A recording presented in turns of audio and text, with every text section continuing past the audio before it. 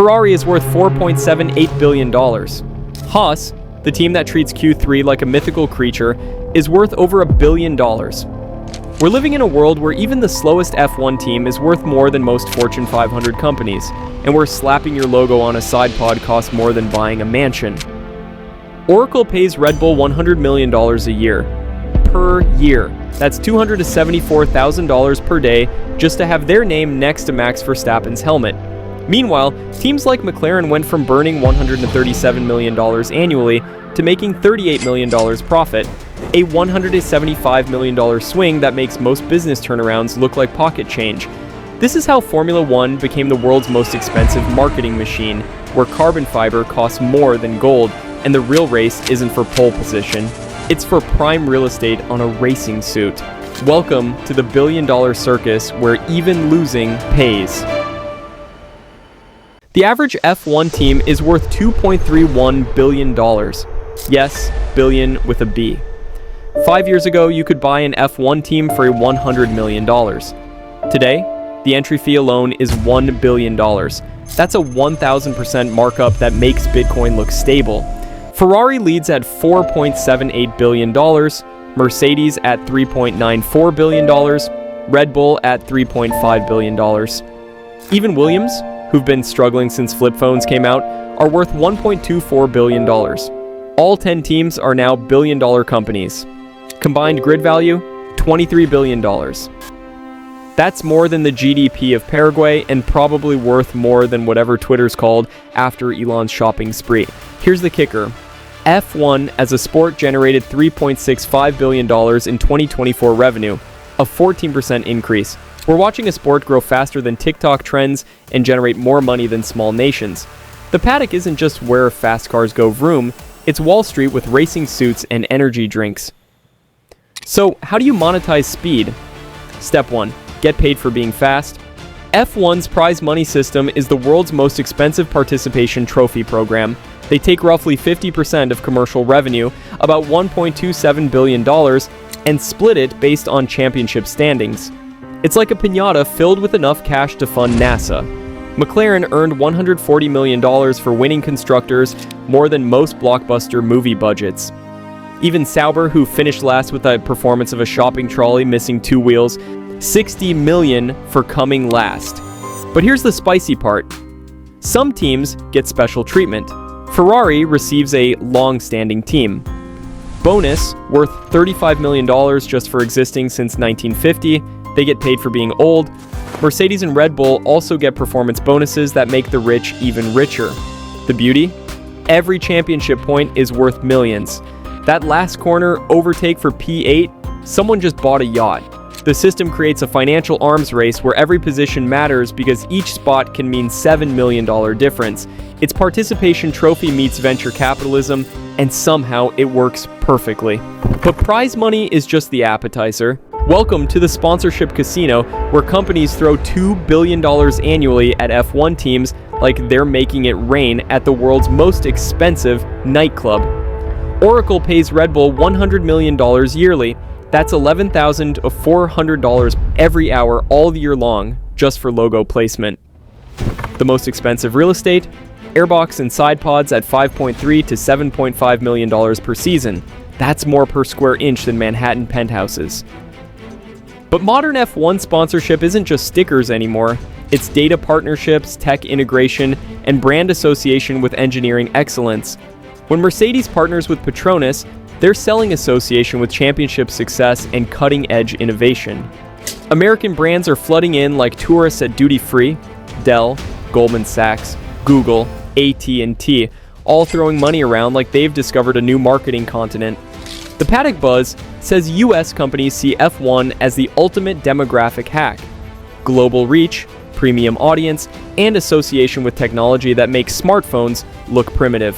Even Haas attracts major sponsors despite treating points like endangered species. Why? F1 exposure is global, consistent, and reaches demographics companies would kill for. It's a traveling billboard that goes 200 miles per hour and occasionally crashes spectacularly. That's what they call marketing gold.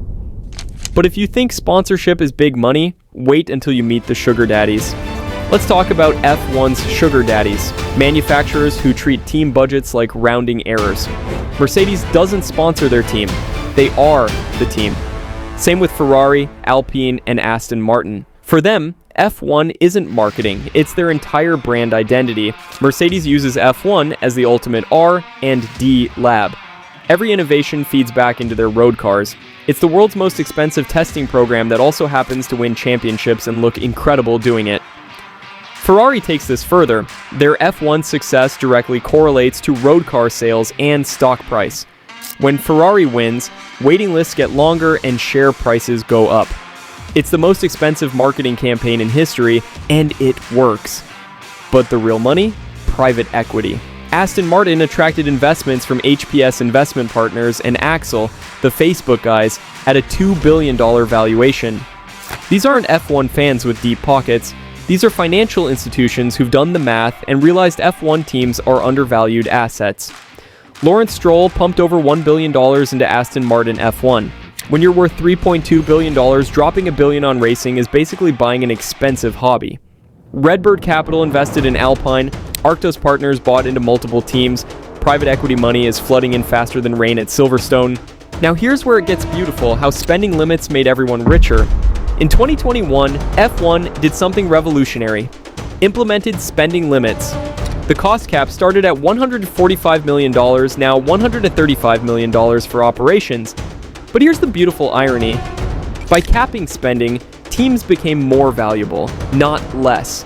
Before 2021, Mercedes burned $450 million annually, while a Haas scraped by on $80 million. It was bringing a knife to a $500 million gunfight. Now everyone plays with similar budgets, creating level playing fields and shock. Actual profitability. McLaren's transformation from losing $137 million in 2018 to making $38 million profit in 2023. That's a $175 million swing. Turns out, when you can't spend unlimited money on marginal gains, you can run sustainable businesses. Revolutionary right. The cost cap doesn't include driver salaries, marketing, or executive compensation. Teams can still pay Lewis Hamilton $50 million and max whatever Red Bull's energy drink profits afford, but everything else requires financial discipline. Red Bull got caught overspending in 2021 and received what Lewis diplomatically called a slap on the wrist, a $7 million fine.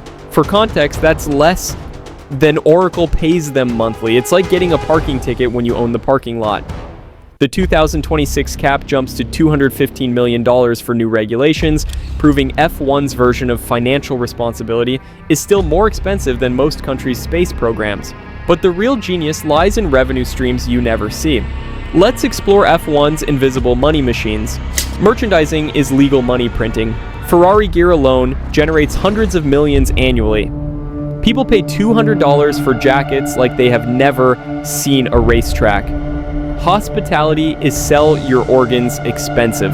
Paddock Club access costs more than most people's annual salary, but companies pay massive fees for garage access, driver dinners, and champagne that costs more than monthly rent.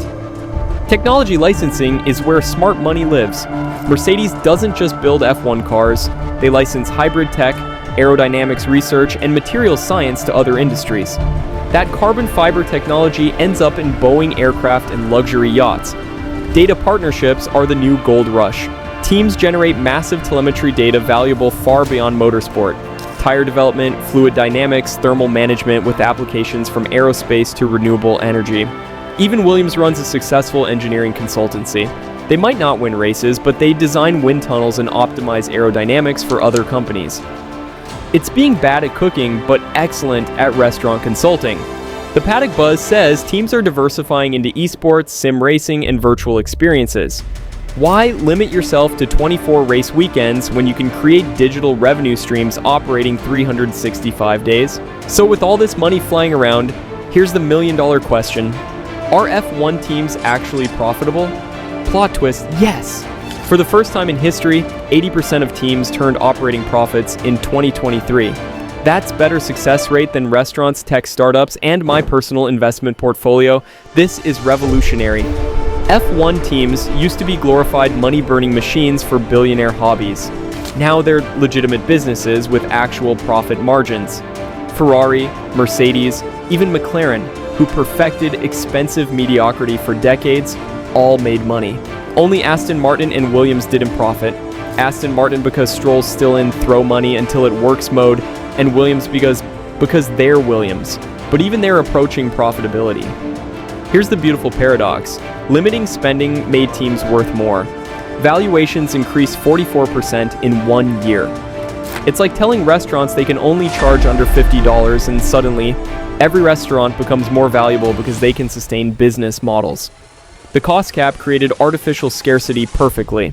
With only 10 teams allowed and massive entry barriers, F1 teams became the most exclusive sports franchises on Earth.